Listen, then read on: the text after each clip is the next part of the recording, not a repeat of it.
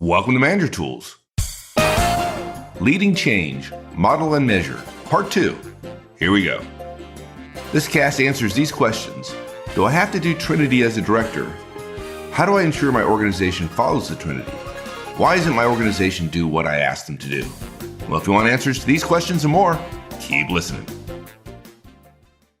Finally, after years of waiting, The Effective Manager in book form is available at Amazon and Barnes & Noble and your other retail booksellers, as well as signed copies are available on our website, manager-tools.com. If you want to know the basics of how to manage others effectively in book format, including Kindle and ebook format as well, we encourage you to buy, read, and then implement the guidance in The Effective Manager. Last time we talked about the necessity of leading change by modeling the change you want, by actually engaging in the behaviors that you want. Setting the example, right? That's probably it's only guys like you, management experts, who talk about modeling behavior. Most people say setting the example. Setting the example, I think we said it last time, is so classically a leadership thing, right? And we have these discussions all the time about management or leadership or whatever. But people won't do what you're asking them to do, generally speaking, or people won't do nearly as well, nearly as much, nearly as consistently a thing that you ask them to do that you will not yourself do. Right. Regardless of your role or your power. Just doesn't matter.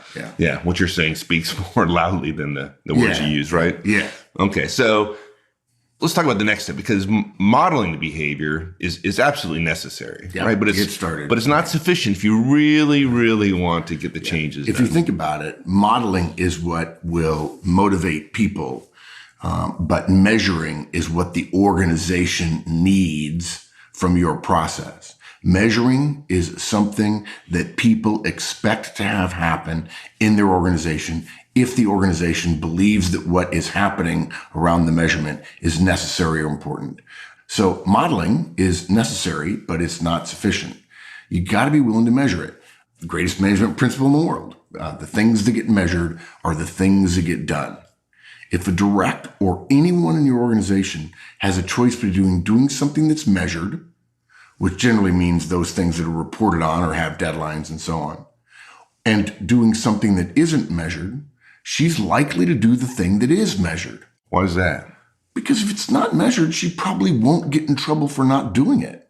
Right. And if it is measured, she might get in trouble for not doing it. And that's the calculus most of us use most of the time. People always talk to us about how busy they are, how they always have too much work to do. And I always tell them the moment that happens in your life, and it happens fairly quickly for most professionals, if you're never going to get all your work done, if there's always work left over at the end, then the choice you make virtually every day is, what work will I get in the least amount of trouble or not in trouble at all for not doing? And typically the way we gauge whether or not we're going to get in trouble, or on the other side, whether or not we're going to benefit from doing it, is, when is it due? Am I going to report on it? Is somebody going to find out? Is somebody going to ask? Is somebody complain? Right. If it's measured, there's a record. Yeah. And even though somebody doesn't see you not do it today, the fact that there's a report that shows it later on increases the chance tremendously, right? So, it's pretty simple. And this sounds very unscientific, but folks, ask yourself whether or not you find yourself doing this. If you took a record of the things you do, if you had a diary or a schedule, a calendar, and kept track of it, if you did a Drucker time study, you discovered that over and over again, you make choices about what is due, what is reported. So therefore, you don't need complex measurements with means and medians and so on. The measurements are essentially normal behaviors you engage in, like what's the deadline and is there reporting on it? So if you want change to start, if you want it to take hold, if you want it to become the standard process, you include in your change effort simple reporting on its use through simple measurements. If you want things to change, measure the change and report on it. Okay. And don't just measure, make the measures so that they can be reported on. And then hear, if in fact it's a verbal report in a staff meeting, for instance, or read, if in fact you're asking someone to put something on an internet website or send you emails or put it in their weekly report. I like that you said simple because I've often made the mistake. And and for those of you who understand DISC, I'm a high C, right? Like things being perfect, dot the I's, cross the T's kind of guy. And I've modified my behavior, but long time ago, I wouldn't measure something because I couldn't measure it perfectly, right? Like, well, this thing, it's kind of a proxy, but it's really not precise. And so therefore I didn't measure it. And that's a mistake. Oh my God. And proxies are great. If in fact they're easy to measure and you reasonably believe that this thing you're measuring is a good approximation of the behavior you want, a proxy is completely okay, as opposed to taking weeks to develop all the measures and slowing down the change process. Yeah, exactly. So simple is okay. Don't make the mistake of not measuring because you can't figure out, you can't actually have a videotape of the person doing the thing you're doing, as opposed to them just filling out something or sending you a mail or even a text message once a week. I did my one-on-ones, or, I talked to my team about the change effort, whatever it might be. Right. And you said it, I just reiterate, not only simple is fine, right? And faster is better, right? The sooner you start measuring it, right? Don't start a change program and say, okay, we'll start measuring in 6 months. Yeah. Right. Yeah. It's got to be weekly. As a general rule, nothing gets done that has a measuring system longer than a week because people tend to live their lives in 3 to 5 day windows. Okay. So I mentioned some examples before. Let's take them and talk about measuring them. If your company's installing a new software accounting package, okay, check attendance at the training you attend. Okay. You attend it. That's the modeling. And then you check attendance. Yeah. Okay? It's a measure. Right. And then if somebody's not there, you text them and say, where are you? And then say, oh, something came up. Say, well, and decide then whether or not you're going to tell them, I said it was mandatory. You'll be here. Or you find out whether there's an alternate and you tell them, you got 5 days to go to one of the alternates and text me and let me know it's done. And guys, checking on something is measuring it. Not all measures have to be electronic. They don't have to be communicated. We're talking about reporting things. But if you check on it, if you're there, if you visibly observe, that's a form of reporting because you're being let know what the status is of the activity you wanted done. The things that get measured or the things that get done is very similar to the military term that Mike and I are familiar with. Inspect what you expect. And inspection is a form of measurement. What's interesting about that is when you say inspect what you expect, people who know that phrase immediately say, yeah, and you don't get what you expect. That's the reason for the inspection, because you get what you inspect. In other words, if there will be what amounts to reporting by you inspecting, people will do it. If you tell them you expect it and then you don't inspect, in other words, you don't measure, and there's no reporting on whether stuff is done, it's not nearly as likely to happen. Now, if you believe in your change effort, and that's something both Mike and I fall prey to, it's a good thing to believe in the change effort because it takes belief and energy and passion to overcome the inertia of people doing it the way they've always done it before. But the problem is, if you believe it, you begin then to believe your own press, which is, well, the way I feel about it, it's very clear. Everyone will want to do this. Yeah, why wouldn't they? Right? Yeah. Everyone will want to do it the same way I do. Right. And of course, that's not true just because you expect it or you believe it or you're passionate about it. What matters organizationally is whether or not you measure it. So you can go further. Set deadlines for when the old accounting software has to be deleted. Ask those who own licenses for it to send a mail to you when they have deleted it. Give them a deadline to do it. Okay. Now, guys, note, if you remember some of our earlier guidance on when you assign work, you assign both the task and the reporting of the task as the task that you want reported on so that it's not done unless it's reported on. Same thing here. We don't give people a deadline for when it's deleted. We give them a deadline for when they have sent us a mail that the software has been deleted. In this way, we don't have to check on them. They have to report to us. And if you have a deadline of Thursday for the software being deleted and you haven't gotten the emails, and then when you go on down on Friday and say, hey, look, why didn't you delete the software? And they say, I did exactly what you told me to do. And you say to them, no, you didn't. The task was not delete the software. The task was send me a mail that the software was deleted. And for all of us managers who have spent all kinds of time running around checking on things, where's my stuff? Where's my stuff?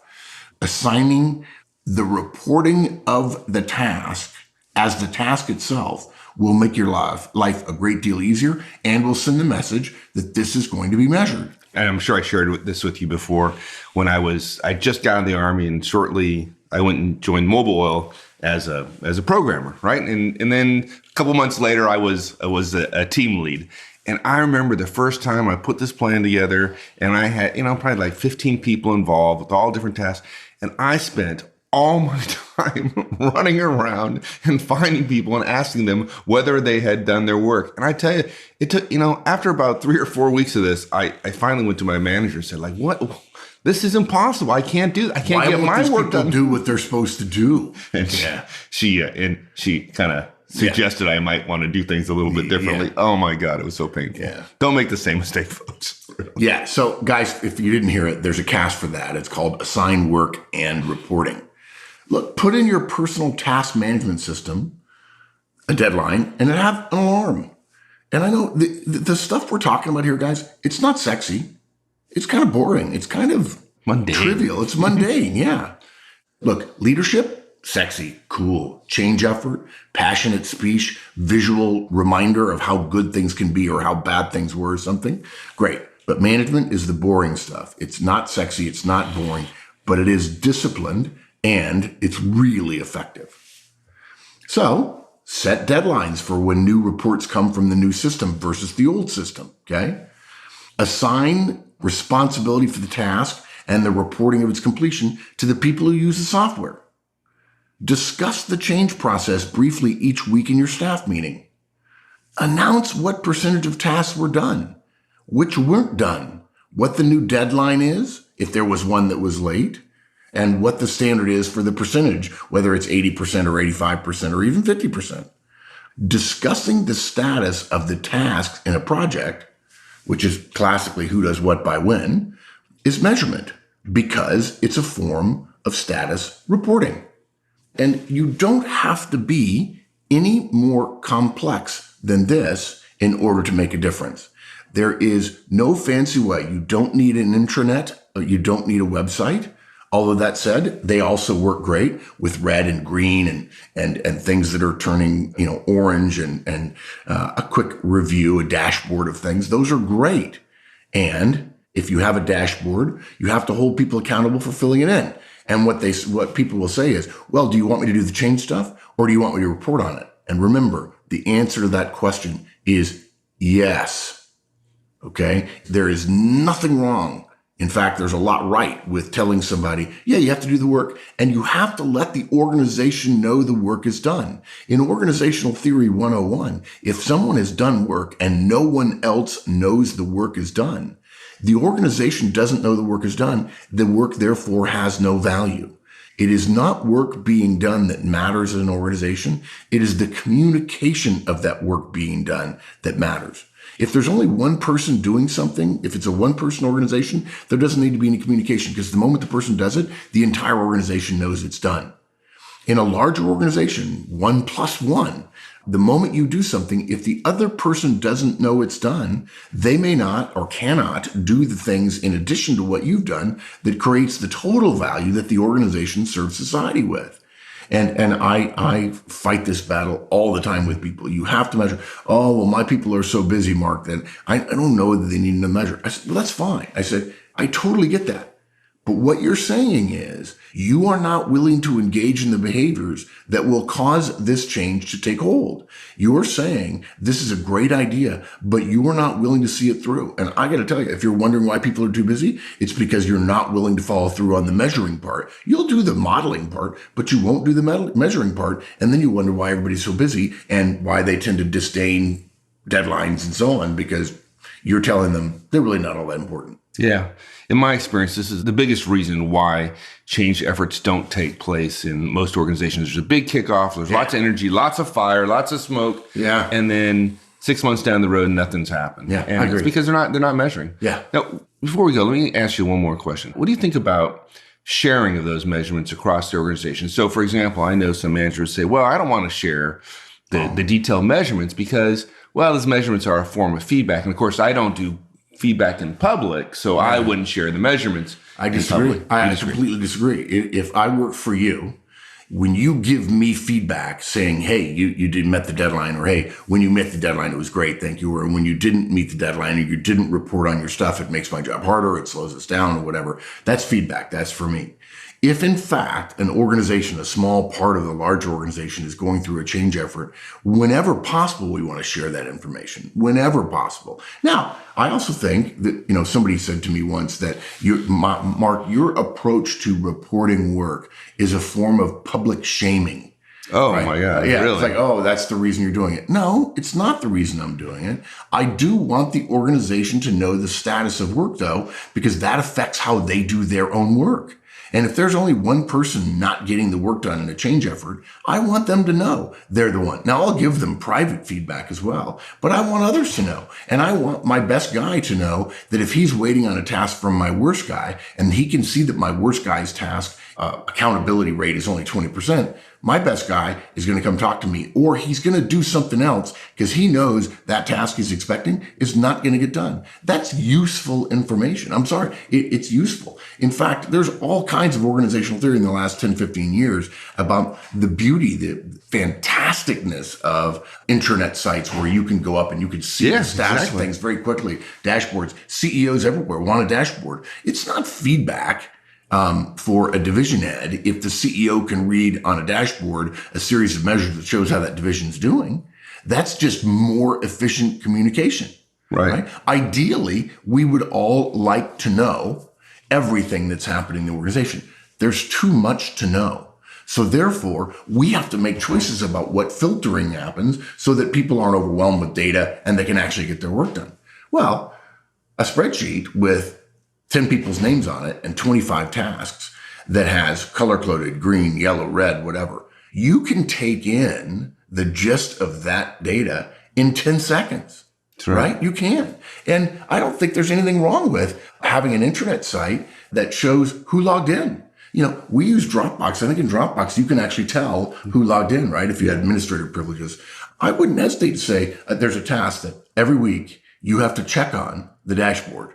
You have to see what your status is. When you go report, if you're going to use something like a dashboard and report to me when you did. Yeah, report to me when you did. Or report to me when you looked at the reporting. No, you don't even have to do that. You tell them, look, it's going to tell me. If you log in, if you're not logged, first of all, you can't see it if you're not logged in. And if you're logged in, it'll log it. And I'm going to have my admin send me a list of who logged in. And no offense, dude, if you didn't log in, I'm going to call you one afternoon and say, can you give some feedback? Sure, boss, what is it? When you don't log in, when you're asked to every week, you're not doing your stuff. You need to do that every week. Can you do that for me? Yeah, sure. Right. That's it. Yeah. And again, there are people who would say, I'm already measuring too much stuff. My people are overwhelmed. Okay. That's a different cast about how to get rid of some of those measurements. Or what you're saying is you're not willing to do a fundamental thing, measuring after modeling, that will ensure the change. So then don't do the change at all. That's right. There you go. Or stop measuring some of the other stuff that's less important than this change. Yeah. And if you believe that sharing the measurement across the organization is wrong, then somehow would the person say that was a form of public shaming? I have to remember that. Yeah. Public shaming. Then I guess accountability is not in your vocabulary, right? Yeah, no. You're not willing to hold people. I mean, this is just a form of accountability. Yeah. There's always been a contingent everywhere in large organizations that don't like the necessary strictures, systems, processes that organizations have to get the benefit of being an organization, which is the magnification of all the individuals' productivity. And so they rail against things like that. And it's not our job to convince the person that the organization is right. It's the organization. You don't like it? Go start an organization of one. I love you, man, but we're not trying to publicly shame you. We're trying to help others know what the status is. Right.